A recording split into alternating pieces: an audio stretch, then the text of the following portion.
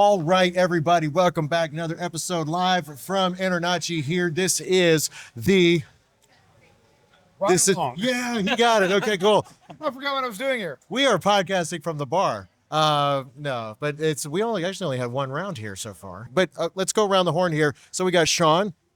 Tell them who you are, where you're from, real quick. Do me use this one? Yeah, you can use... I forgot you had that. Yeah, that's it. All right, well, I am Shawn from Mizell Home Inspections, and I'm from Tampa, Florida. Very cool. All right, Kelsey's up next. Don't break my mic. Party foul. I haven't done anything wrong. Right? This thing on? I think so. Did it break? Oh my gosh, that's resilient. That's good. Okay, cool. You're good. Right. Kelsy Soderlund of Soderlund Inspections out of Worcester, Massachusetts. And it's spelled Worcester? It's But not. That's not how you pronounce not. it. Okay. No, you just ask Just like the Washington. polar bear. He'll tell you. Oh, he'll tell you. Wait, is that where it's from? Yeah, the manufacturer is In Worcester. I drive by a giant blow-up polar bear every day. By a polar bear? That's what you... Polar bear. A polar. They don't even have an eye in there. In the Okay. yard. That's it. Yeah. So you do home inspections. All right. What got you into that, Kelsey? Oh, well, I'm actually a Seattleite, and I had house painting as one of my very first gigs ever, working in a part of Seattle called Queen Anne. And of course, we had a bunch of Queen Anne Victorians. And my favorite part about that job was being in a different place every day and seeing different houses, older houses, and the little nooks and crannies and features that older houses have that we don't use anymore. So I have this eternal curiosity of all of the things in particularly old houses. And now it's my job to go in the creepy attic and the creepy basement and satisfy that curiosity. Yeah, Queen Anne Victoria's is just the best, though. They're It's awesome. I mean, we got a Gorgeous. few in Florida. So, but I mean, do you guys have many over in Texas? Not really. I mean, in the older parts of town, we have there's an area called the Heights, and they have a lot of historic buildings and older buildings. We have stuff that's similar to that, but not so much. I mean, there's just been so much new construction over years, and they just keep building out Houston out in the suburbs and everything. So yeah, I don't see as much of that in my inspections. Yeah. Okay, but coolest Queen Anne Victorian that you've ever inspected? Like, Coolest Queen Anne Victorian. So there was one that I did, actually not in Queen Anne, and another inspector and myself were asked by the client to haul away this giant concrete block that was on top of a mystery hole. So we pull it away, and inside is a little twin-size mattress and a plastic bag on the wall, and it was, of course, dusty and dank because it was a little crawl space. And the seller said it was their meditation room, ooh. but it did not look very peaceful. No. So that Quite was the opposite. the most interesting, maybe not my favorite, Yeah. but definitely one of my weirder finds. It's interesting. Yeah, definitely. Interesting. There's a lot of qualifiers in home inspections when it comes to what's interesting. You know? So, You yeah. find all kinds of stuff, whether it's a murder dungeon or something else. A different dungeon. Yeah. I don't know. What could she be talking about, Matt? No idea. Okay, yeah, this is a family show, yeah. So, anyway, but before we get into the coolest thing that Shawn's ever seen down in Florida, guys, I have something for you, because if you enjoyed InterNACHI, well then guess what? We've got something coming up in 160 days. That's not that far out. It's going to be Inspection Fuel 2025. It's going to be September 8th through the 10th down in New Orleans. So don't miss out. Sign up at the link in bio, and I hope to be seeing you guys there. Okay, wait, Shawn, since you inspect here in Florida, we know it gets weird down here. Yeah. So, like, what's the weirdest thing that you've seen in a house in Florida? So the ones that jump out to me would be, the first one was a family reached out to me and they wanted me to go inspect a house that their father just recently passed away, and they live in another state. And so they just wanted me to give them an idea of what the house looks like so they can start planning to resell it. Simple enough. I showed up. They didn't mention to me that the father had passed away like 3 days ago, and there's been no attempts at biohazard cleanup. Like, he passed away in the house, and it was very disgusting. Like, but I put my ventilator on and my hazmat suit, and I did the inspection, and it was absolutely I mean, was disgusting. he still there? Like his like, I could tell where he died. Okay. Yeah. That's rough, man. Yes, like his body wasn't there, but the stuff that came, yeah, that one was the grossest. But my favorite inspection of all That time. is insane. I can't get over it. I got to take a moment. That is crazy. It was, I shouldn't have done it, and I did it. Yeah, totally. But I would've done but it. my favorite inspection was, and it was funny because one of my favorite things about the home inspection community is how much we help each other. And I learned that when I was like 6 months in. I was in Seminole Heights, and there's a lot of mafia families there. And I go to this house, and they're like, this house used to be owned by a mafia family, so it's gonna be unique. I walk in that house. From the outside, it looks like a normal house. You go inside, it had a full basement, and it had like lifts to take cars up and down inside the basement. It had tunnels. Like if you went into a tunnel, you'd pop up in the backyard.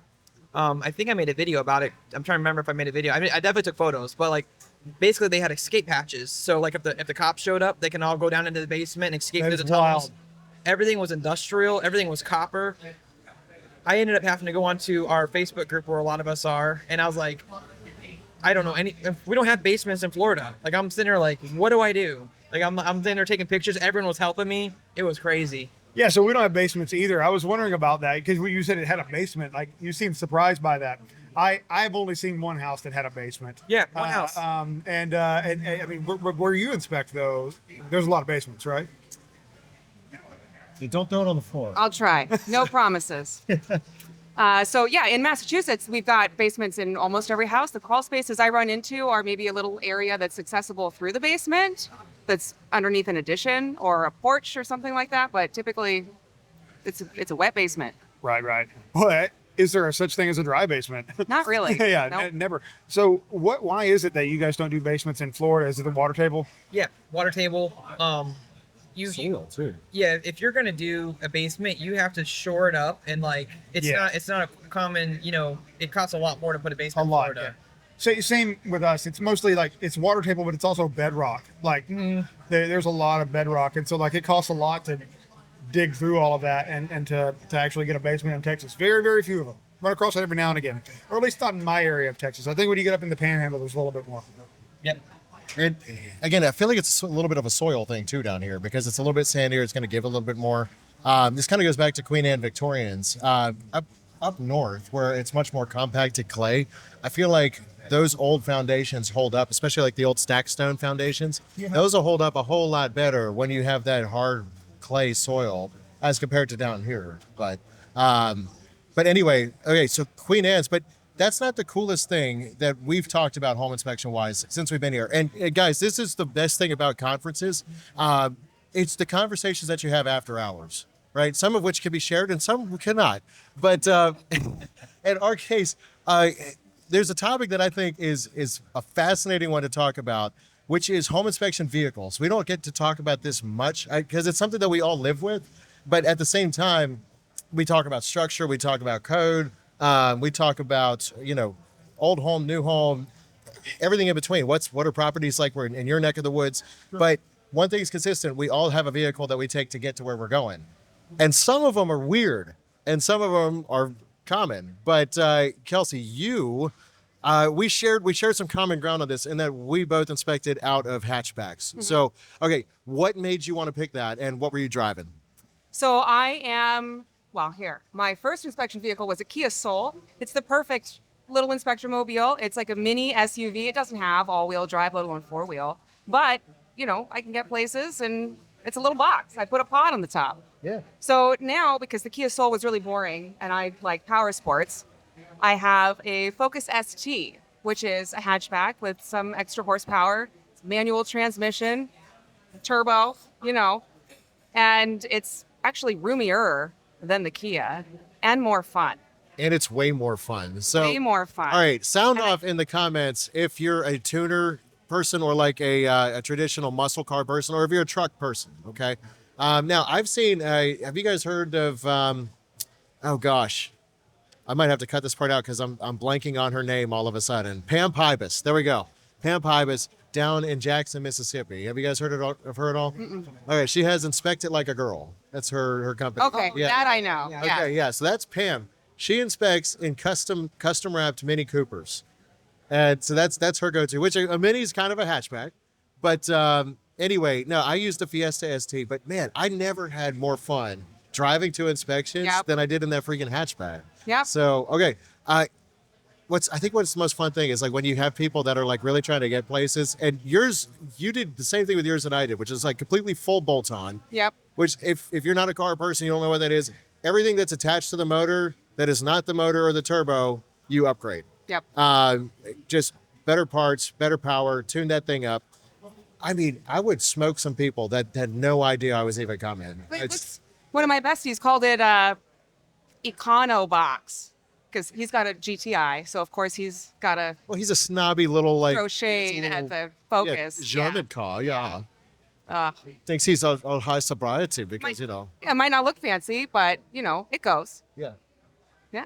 No, it's still a fun car, but People who are car people, when I pull up, they hear the engine sound and they're like, oh, what is that? Hear your And they look blow-off at my valve, car that's what it and is. they hear that too. And it's a really great way to build rapport. And I remember last night you had said you actually are driving something else now. well, look, I'm driving what is considered a more reputable home inspector vehicle. Right. Let's talk about which why that's considered reputable. I don't get it. Okay, so look, Matt, what are you driving first of all? I knew this was going to happen. Okay. Yeah. Texas guy, what do you think I'm driving? An F-150. That's exactly right. An F-150. I drive a truck. I have considered the idea of like a small SUV or something like that, just for gas and to save miles on my vehicle. I saw Brent, maybe I think you said that you do this too, has a like a luggage. I have a pod pod on the top, ladder. and I have a That's great. conduit carrier for an extension pole This on all the seems top. really cool. I love it. But I just don't think I can pull up to an inspection in that kind of vehicle. I just don't think I can. I'm a can truck get the guy. same job done. I'm a truck guy. I definitely have something to add to this. So when I started my inspection business, I had a Prius. I worked out of a Prius. No, Get out. Yeah. it wasn't a choice. Oh. It's like literally what I had. And it's like, and I didn't plan on being an inspector. It happened really fast. And it's like, okay, well, I have a Prius. I'm going to make it work. All my tools, my ladders, everything fit into, is a hatchback Prius. Everything fit in there perfectly. I lifted up the back. Everything was right there. But I felt like people were not going to take me seriously. I was busy. Like people were hiring me. But in my mind, I'm like, I see other home inspectors with like nicely wrapped pickup trucks. I'm like, after a successful first year, I upgraded to a Nissan Titan. And I wrapped it, and it looks cool. I've gotten compliments on it. I did not get more work. My tools are way harder to get to. Everything gets destroyed in the back of my truck. I put tools back there, they get rusty, they get wet. I had a flat cover on there that fell apart. It's been the biggest pain in my butt, and I miss working out of a hatchback. And so when this truck is about paid off, I'm looking at my next vehicle, and it is not going to be a truck. I'm still going to be in my truck. So you mentioned image, right? When you think about a home inspector, what do you think? You think about a contractor. You're think about going to look like Yeah. a tool man. Yeah. What do those usually look like? Burly guy in a truck. A middle-aged white guy in a pickup truck, Yep. right? And then everybody Hot belly. who You wants wonder to how he got in fit that crawl space. that expectation because they're worried they're not going to be taken seriously. Now everybody looks the same, but looking the same isn't what sets us apart. It's not why people hire us. They don't hire us because they're going to hire me because I look like you, because I'm not a dude. And the typical image that you conjure in your head of a home inspector isn't going to be the cute blonde girl who shows up in a race car or picks up her radon monitor on a motorcycle, right? But things like that, driving a Prius, can set you apart. The first inspector that I worked with drove a Fiat, and he would shove a Was it the little giant Abarth? ladder. No, it was just a regular Fiat. But he would shove a little giant ladder into the Fiat, and he had to like finagle the passenger seat in the front, and it was a chore. But he got it done, and it was notable. And people would think about, oh, that home inspector that drives the tiny little clown car. And that works for him. Just like being a cute blonde on a motorcycle or in a race car is making me memorable. I stand It's out. whatever gets in you to the crowd job. here. It's not hard to find me. And that might work against me, but it also might work to my benefit. I think even if it works against you to some degree, I mean, I'm sure it works for your benefit more than it doesn't. Yeah, and those clients are clients that I wouldn't want anyways. Like we talk about all the 100%. time, price negotiation or things like Yeah. that. And you feel like you maybe are getting your arm twisted, and that's the thing that you should do for your business. But also, you don't want to deal with the aftermath of having done that inspection because that client is going to be a total pain. So the people who Right. aren't going to hire me because I'm a cute blonde in a race car instead of a pickup truck, They're not I the don't want people to work you with those want. people anyways. Yeah. No. I don't think it's like an image thing for like, I'm not really worried about what somebody's going to think of me because I pulled up in a small vehicle versus a truck or whatever.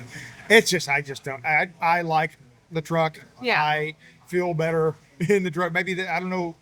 I don't know what it is. I just like that vehicle. Yeah. I like being able to throw my ladder in the back of the truck. You know, there's certain things about it. That's really been my hang up, honestly, until it was recently that I saw Brent, because I thought to myself, how are people doing this in like cars and like many SUVs and stuff? Like, how are they doing it? And I wasn't talking about like a big SUV or something that you can throw an actual big ladder in. I thought people were all just carrying around a telescoping ladder, which I hate, by the way. Like, I will use it. I have to use it sometimes, but like I really don't like it. I don't feel safe on it. Like I love it. And so I thought, man, is that really what people are doing? Because I can't imagine doing that. But I saw Brent with that luggage carrier on the top, and I was like, it literally had like 3 ladders shoved in it. And I was like, that is amazing. I've got a it telescoping. did make me think about it. And I may even consider it because I do want to keep miles off of my truck.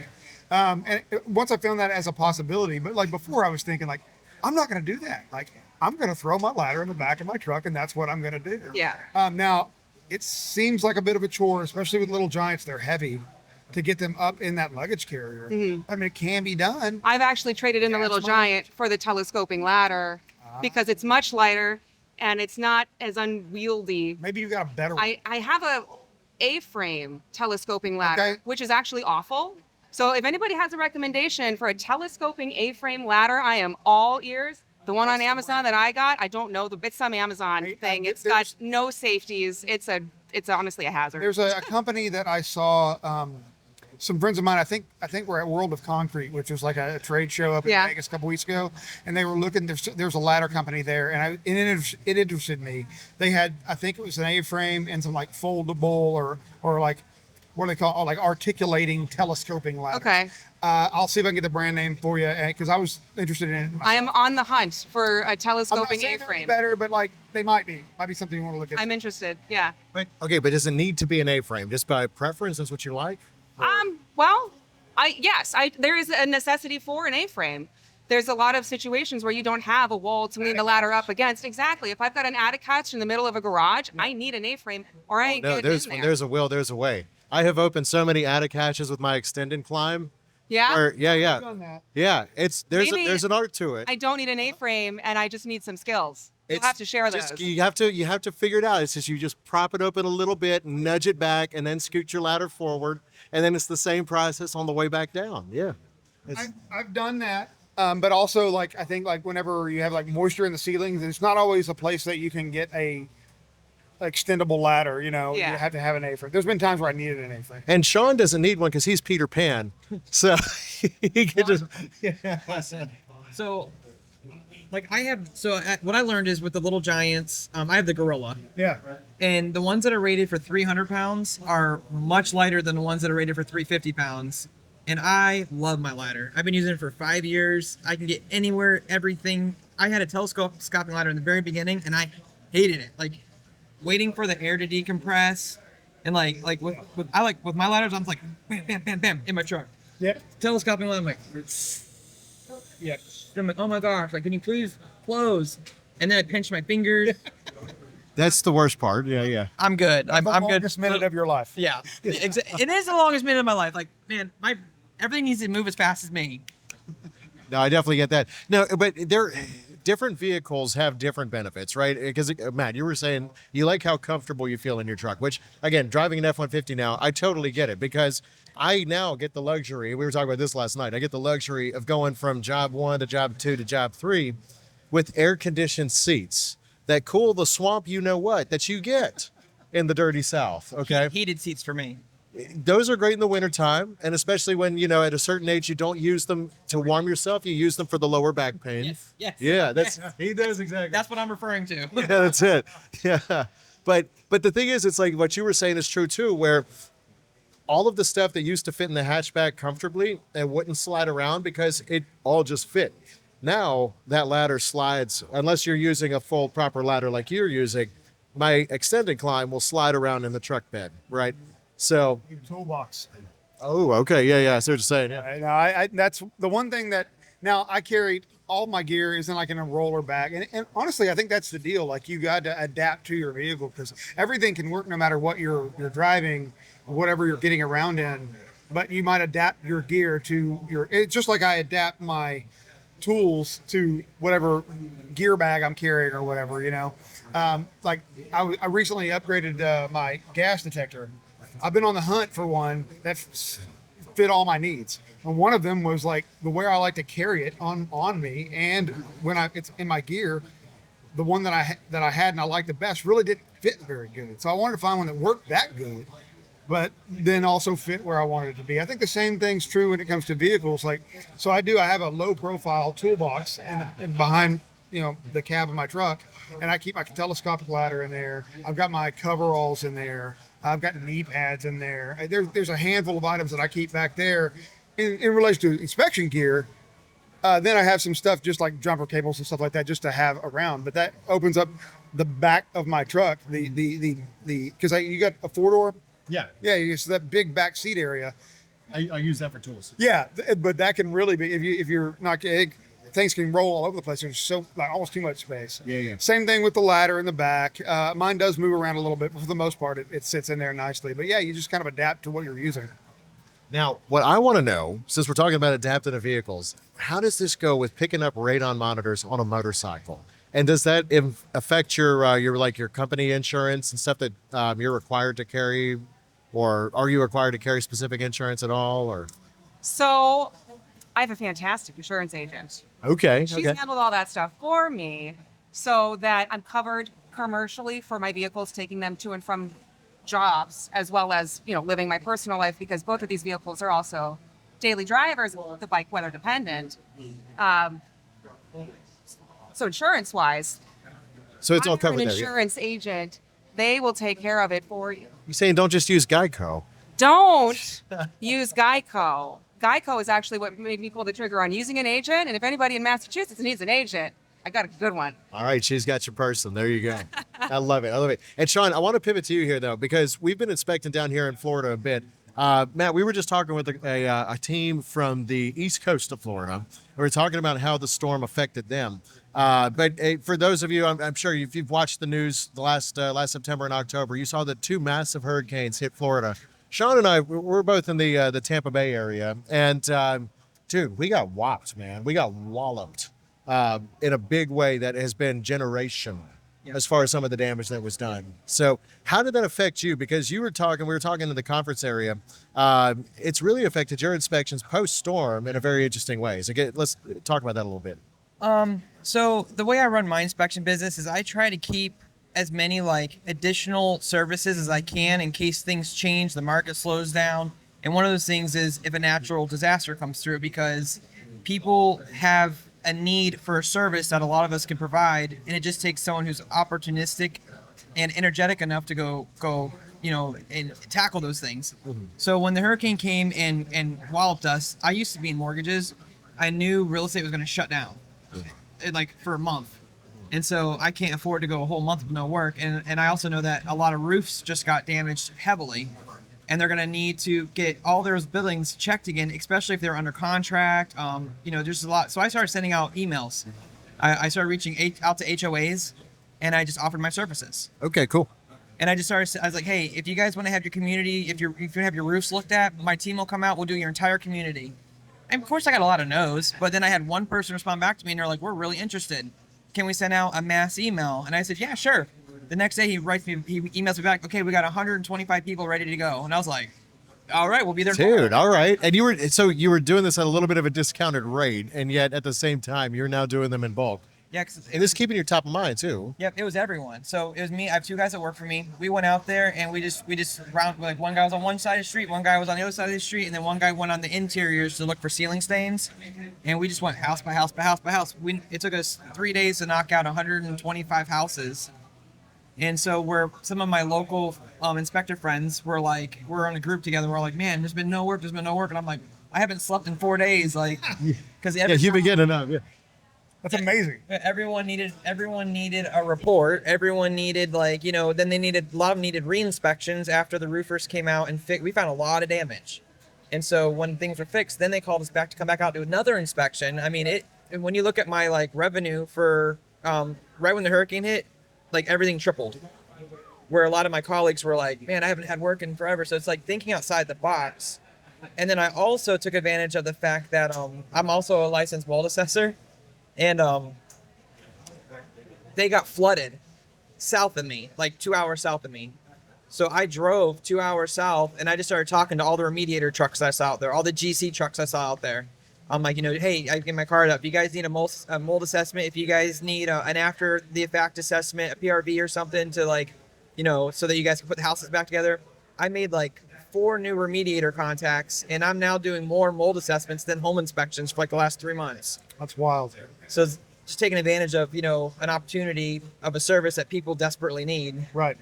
Well, I mean, and it wasn't taking advantage, or you were taking advantage of an opportunity, but the people did need the service. Oh, yeah. And most of them, a lot of them didn't know how to find it, or at least it wasn't going to be so easy. So that was good. Yeah, and unfortunately, in those times, there are people trying to make a quick buck, and they're not qualified, licensed, or morally in it for the right reasons.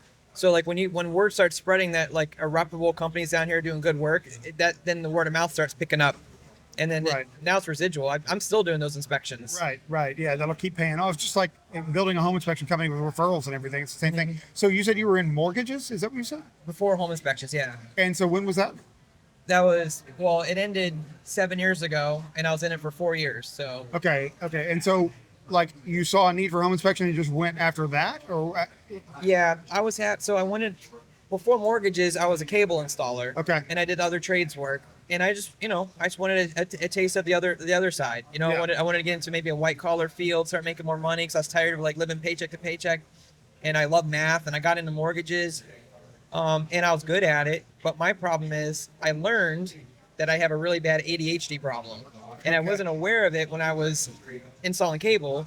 But when I was sitting in front of a computer, it became a reality. And I tried to fight through it. And after 3 years, I realized I wasn't going to win that battle. And then through mortgages, I learned about realtors. I learned about home inspectors. I learned about insurance people. And then I really found home inspection sounded interesting. So I started talking to one of the home inspectors, and he had me do ride-alongs with them, and I changed careers. Awesome. How long did that take? Like, you have to have a license in Florida, correct? Oh, yeah. And how long did it take you to go through all that process and switch careers? 3 months. I mean, 3 months really isn't bad at all. No. But I love that each step along the way, you've kind of identified, one, what works for you, and two, what's going to kind of work for the moment as well. And I feel like that's kind of like the connecting thread here with everything that we're talking about, right? Unconventional vehicles, unconventional methods of doing business, right? You want to think outside the box, right? And not just what you're doing with your business model, but what you're doing with your vehicle, what's getting you from A to B, what tools you're using on the job site as well. So it's one of the things I love about coming to something like this, because it's like you get different ideas from everybody that you're talking to. So there's multiple ways to do everything, and so to learn from all of these other people how they do it, try to create your own way. Yep. I've made a lot of changes to my business model by making friends with a lot of home inspectors in whole other states, and like we talk every single day, and I've made so many changes by learning from colleagues. I love it. What's some of the biggest changes that you've made, Kelsey, as far as just from things that you've picked up from other inspectors along the way? Some of the biggest changes, radon. Actually, I've gotten a lot of influence from Fletcher. The conduit carrier that I have on my hot hatch, I got that from him too. So he's helped make my life a lot easier. Definitely. Very cool. Working through systems, and social media is something that I'm still approaching, but also enthusiastic about. I'm trying to learn a lot about that because it's obviously worked really well for a lot of people. Yeah. Anybody here pretty good at social media? Anybody? Not me. Yeah. So social media is interesting, right? Because like you can consume, you can create, but it's all there, like, and it's free, and so we can absorb all of this free information that's right there. All you gotta do is just find the people that are out there giving it. You can also create and give back. You don't have to, though. There's no requirement of that. You know what I mean? You can just like you said, like, I mean, I wouldn't know who any of these people are. I wouldn't be here if it wasn't for social media. Yeah. But I mean, like, and we were talking about this a little bit earlier with the guys from what was it? Double Scope. Yeah.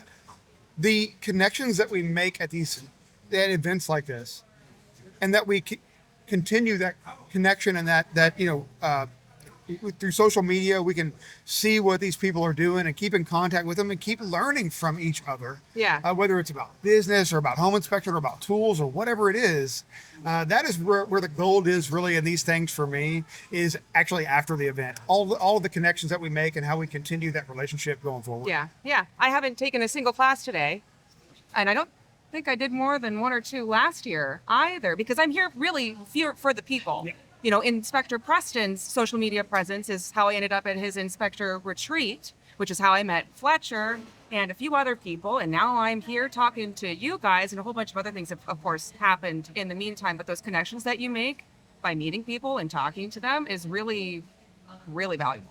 I wish I had gone to that last year. He invited it. me to it. Was it pretty cool? It was fantastic. And I mean, it's up on his property, right? That he has. Okay, yeah. Yeah, he's got pretty a pretty large amount of acreage. He does. River. It's a nice piece of land. It's gorgeous. It's also was gonna got take hot my- showers. Oh, does it now? Mr. That's not Preston's even very camping now. Yeah. crafty. Okay. It's glamping. Honestly, you got to bring your own tent, but it's nice. I was gonna bring my Airstream up there, but then suddenly there were hurricanes and things, and yeah, it got Yeah. weird quick last Yeah. fall. Yeah. So anyway, very cool. Well, guys, I'm so glad that we all got to sit down here. I'm so glad.